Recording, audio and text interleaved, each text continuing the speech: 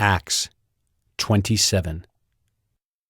And when it was decided that we should sail for Italy, they delivered Paul and some other prisoners to a centurion of the Augustan cohort named Julius.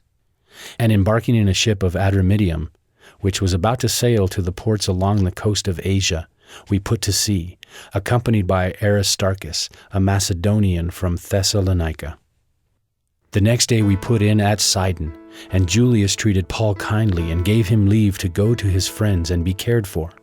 And putting out to sea from there, we sailed under the lee of Cyprus, because the winds were against us.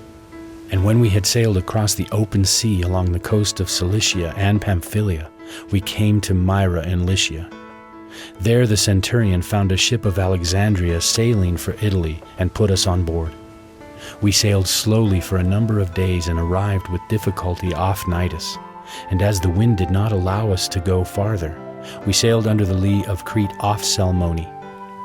Coasting along it with difficulty, we came to a place called Fair Havens, near which was the city of Lasea. Since much time had passed, and the voyage was now dangerous because even the fast was already over, Paul advised them, saying, Sirs, I perceive that the voyage will be with injury and much loss, not only of the cargo in the ship, but also of our lives. But the centurion paid more attention to the pilot and to the owner of the ship than to what Paul said. And because the harbor was not suitable to spend the winter in, the majority decided to put out to sea from there, on the chance that somehow they could reach Phoenix, a harbor of Crete, facing both southwest and northwest, and spend the winter there. Now when the south wind blew gently, supposing that they had obtained their purpose, they weighed anchor and sailed along Crete, close to the shore. But soon a tempestuous wind, called the northeaster, struck down from the land. And when the ship was caught and could not face the wind, we gave way to it and were driven along. Running under the lee of a small island called Cauda, we managed with difficulty to secure the ship's boat. After hoisting it up, they used supports to undergird the ship. Then, fearing that they would run aground on the Syrtis, they lowered the gear, and thus they were driven along. Since we were violently storm-tossed, they began the next day to jettison the cargo, and on the third day they threw the ship's tackle overboard with their own hands.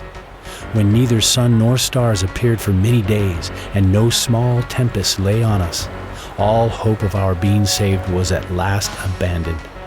Since they had been without food for a long time, Paul stood up among them and said, Men, you should have listened to me and not have set sail from Crete and incurred this injury and loss. Yet now I urge you to take heart, for there will be no loss of life among you, but only of the ship.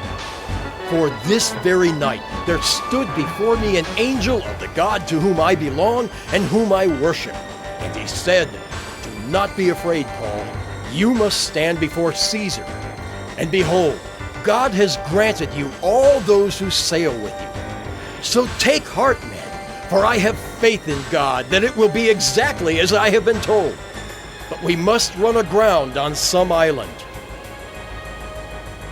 When the 14th night had come, as we were being driven across the Adriatic Sea, about midnight the sailors suspected that they were nearing land. So they took a sounding and found 20 fathoms. A little farther on they took a sounding again and found 15 fathoms. And fearing that we might run on the rocks, they let down 4 anchors from the stern and prayed for day to come.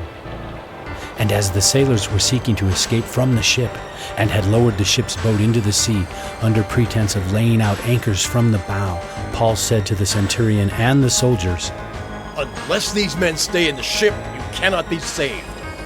Then the soldiers cut away the ropes of the ship's boat and let it go.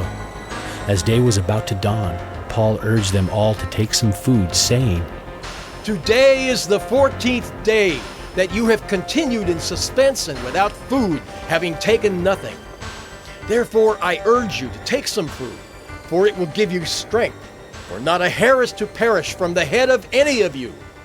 And when he had said these things, he took bread, and giving thanks to God in the presence of all, he broke it and began to eat.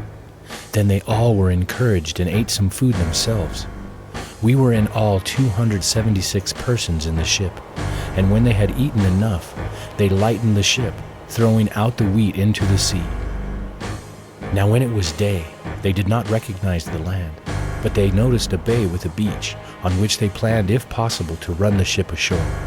So they cast off the anchors and left them in the sea, at the same time loosening the ropes that tied the rudders.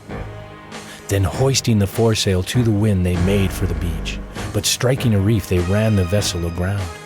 The bow stuck and remained immovable, and the stern was being broken up by the surf. The soldiers' plan was to kill the prisoners, lest any should swim away and escape. But the centurion, wishing to save Paul, kept them from carrying out their plan. He ordered those who could swim to jump overboard first and make for the land, and the rest on planks or on pieces of the ship. And so it was that all were brought safely to land.